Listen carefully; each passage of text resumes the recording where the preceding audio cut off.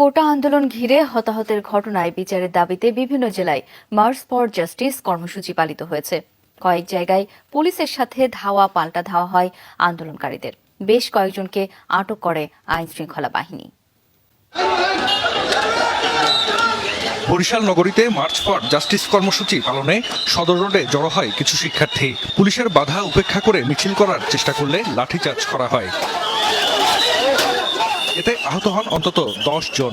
সংবাদ সংগ্রহের সময় আহত হন যমুনা টেলিভিশনের ভিডিও জার্নালিস্ট হৃদয়শীল ও দৈনিক যুগান্তরের ফটো জার্নালিস্ট শামীম আহমেদও।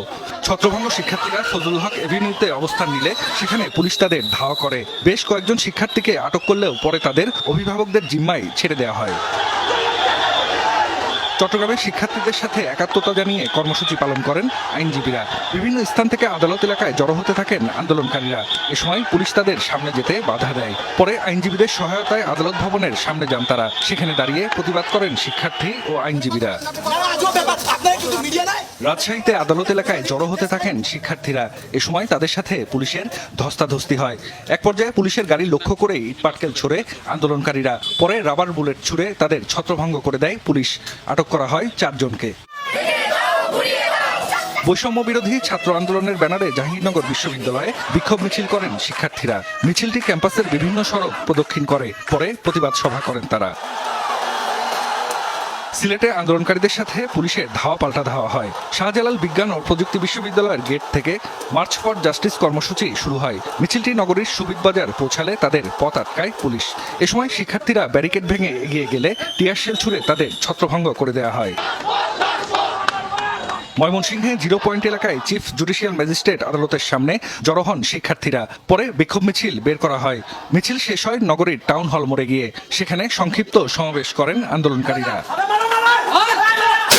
খুলনায় 7 রাস্তা মোড়ে শিক্ষার্থীরা অবস্থান নিলে তাদের সরে যেতে বলে পুলিশ। এ নিয়ে দেখা দেয় উত্তেজনা। এক পর্যায়ে শুরু হয় ধাওয়া পাল্টা ধাওয়া। পরিস্থিতি নিয়ন্ত্রণে রাবার বুলেট ও টিয়ার শেল ছড়ে পুলিশ। দিনাজপুরে কেন্দ্রীয় শহীদ মিনার প্রাঙ্গণে কর্মসূচি পালন করেন শিক্ষার্থীরা। তাদের সাথে যোগ দেন বেশ কয়েকজন অভিভাবকও।